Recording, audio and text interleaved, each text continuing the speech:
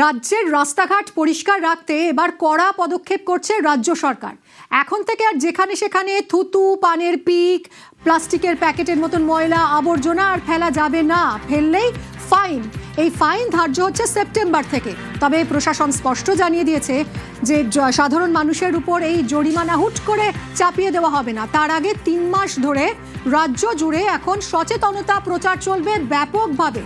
আর তারপর সেপ্টেম্বর থেকে যদি কেউ নিয়ম না মানেন তাহলে তাকে জরিমানা ধার্য করা হবে। যেখানে সেখানে থুতুতে জরিমানা, যেখানে সেখানে পানের পিক, গুটখায় জরিমানা। রাস্তা পরিষ্কার রাখতে কড়া অবস্থান রাজ্যে। সেপ্টেম্বর থেকেই রাজ্যে চালু হচ্ছে ওয়েস্ট ফাইন। পানের পিক, থুতু, প্যাকেট ফেললে জরিমানা। আপাতত 3 মাস সচেতন করা হবে। কি নিয়ম রয়েছে সেসব জানানো হবে সাধারণ মানুষকে এবং তাদের এই দীর্ঘদিনের বদলে অভ্যাস আনার অনুরোধ জানানো হবে।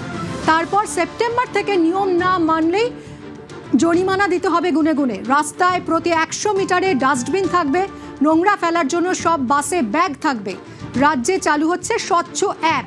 এই স্বচ্ছ অ্যাপের মাধ্যমে যার যার পুরো এলাকার নিয়ম কানুন সবাই জানতে পারবেন।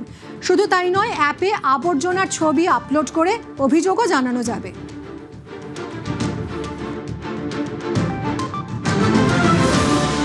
আমি 3 মাস মানুষকে বলার চেষ্টা করব, বোঝাবার চেষ্টা করব, টিমওয়ার্ক হিসেবে কাজ করব যাতে স্কুল, কলেজ এবং আমরা বড়রা রাস্তায় যাতে নোংরা না ফেলি।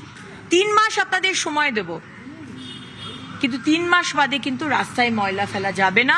যদি আপনারা ফেলেন, সেটা চিপস হোক, ডাব হোক, আর থুতু হোক, আর পানের পিক হোক, 3 মাস বাদে কিন্তু ফাইন করা হবে। সরকার তো কড়া অবস্থান নিচ্ছে, কিন্তু সাধারণ মানুষের টনক কি নড়ছে? কি ছবি দেখা যাচ্ছে? আমরা বিভিন্ন জায়গায় যাব, কথা বলবো আমাদের প্রতিনিধিদের সঙ্গে। শুরুতেই চলে যাব শিয়ালদা স্টেশনে। আমার সহকর্মী রয়েছে সেখান থেকে সান্নিক। সান্নিক, অন্যতম ব্যস্ত স্টেশন শিয়ালদা স্টেশন, এবং শিয়ালদা স্টেশনের কথা বললেই একটা অপরিচ্ছন্ন ছবি আমাদের চোখের সামনে ভেসে ওঠে। সারা রাত ধরে এখানে বাজার বসে এবং সকাল থেকে দেখা যায় আবর্জনার স্তূপ।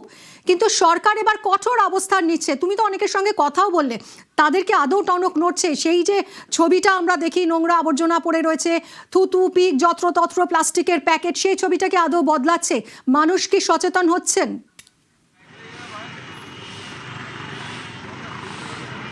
দেখো, অভ্যাসেই যে বদল আনানো সম্ভব সেটা অন্তত শিয়ালদা স্টেশনের দুটো লোকেশন যদি বলি তোমার কাছে বিষয়টা স্পষ্ট হবে। এক হচ্ছে শিয়ালদা মেট্রো স্টেশনের ভেতরটা, সেখানে একেবারে নিয়মের কঠোর অবস্থান রয়েছে, সেই কারণে তার ভেতরটা একেবারে পরিষ্কার পরিচ্ছন্ন। আর বাইরের ছবিটা যদি শিয়ালদা স্টেশনের বাইরেটা একটু দেখাই, আমার ক্যামেরা পার্সন বিপুল রয়েছে, দেখাচ্ছি তোমাকে। রাস্তার পাশে যেখানে দোকানপাট রয়েছে, যেখানে লোকজন বাইরে বেরিয়ে 1 কাপ চা খাচ্ছেন ইচ্ছা মতো, পাশেই যে ড্রেনের পাশেই তারা ফেলে দিচ্ছেন।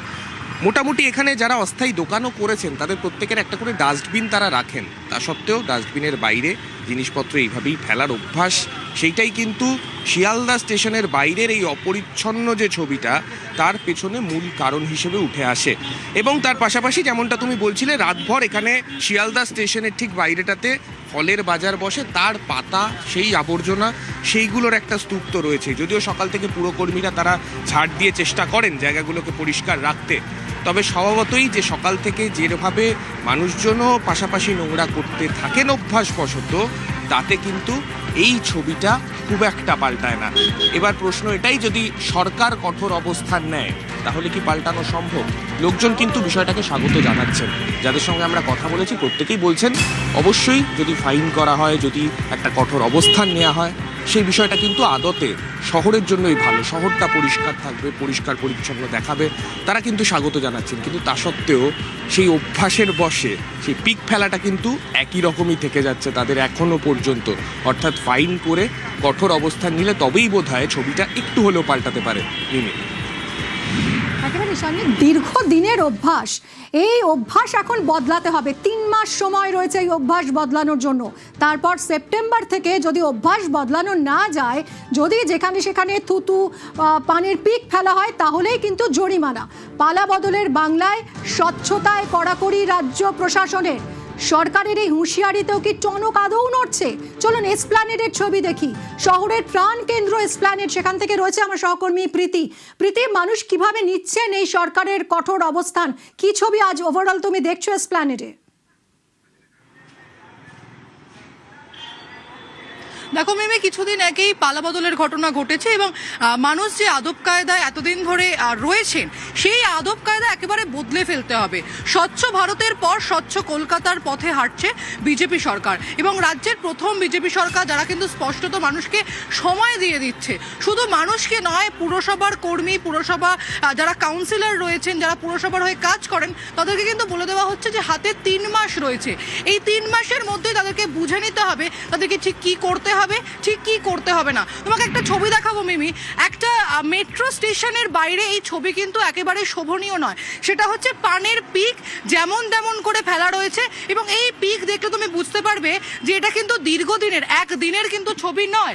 এবং এই ছবি কিন্তু একেবারে বদলাতে চাইছে রাজ্যের প্রথম বিজেপি সরকার। তারা কিন্তু স্পষ্টত বলছেন যে স্বচ্ছ অ্যাপ আজকে চালু হবে। প্রথমত প্রথম 10টি পুরসভার ক্ষেত্রে এই অ্যাপ চালু হবে এবং সেই অ্যাপের মাধ্যমে এই ছবি তুলে পুরসভার সেই অ্যাপে পাঠালে তার ঘণ্টাখানেকের মধ্যে সেই জায়গা পরিষ্কার হয়ে যাবে। সরকার কাজ করবে, পুরসভা কাজ করবে, কিন্তু যাদের জন্য কাজ করা তাদের কি টনক নড়বে? তারা কি আদতেও সেই ডিসিপ্লিনারি ওয়েতে চলবেন? তারা কি আদৌ এই নিয়ম মানবেন? সাধারণ মানুষ যারা মেট্রো যাত্রী, যারা মেট্রোতে যাতায়াত করেন, তাদের সঙ্গে যখন আমরা কথা বলি, তারা কিন্তু বলছেন নতুন সরকারের এই নতুন উদ্যোগকে তারা সাধুবাদ জানাচ্ছেন। তবে সাধারণ মানুষকে সবার আগে সচেতন হতে হবে। মিমি, একদমই তাই প্রীতি, নিঃসন্দেহে অত্যন্ত গুরুত্বপূর্ণ একটা পদক্ষেপ রাজ্য সরকারের। যে ছবিটা আমরা এতদিন দেখে এসেছি রাস্তাঘাটে নোংরা আবর্জনা, থুতু, পানের পিক দেওয়ালে, সেই ছবিটাকে এবার বদলাতে চলেছে। কারণ এবার কঠোর অবস্থান নিয়েছে রাজ্য, স্বচ্ছ অ্যাপ আসছে এবং সেপ্টেম্বর থেকেই কিন্তু যেখানে সেখানে নোংরা ফেলার দিন শেষ, থুতু পিক নোংরায় জরিমানা।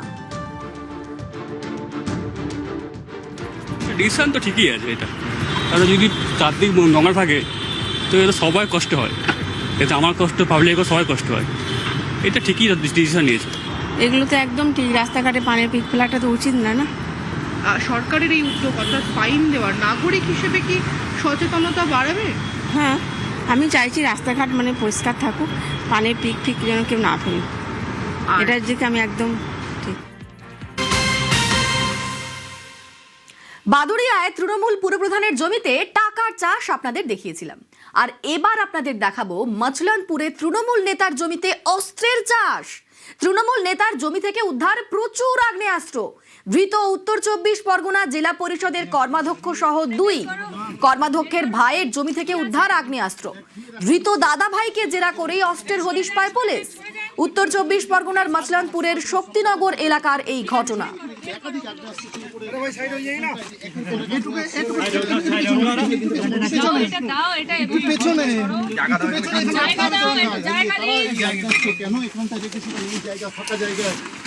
বাদুড়িয়ায় তৃণমূল পুরপ্রধানের জমিতে টাকার চাষ আপনাদের দেখিয়েছিলাম, সেই ছবি দেখিয়েছিলাম।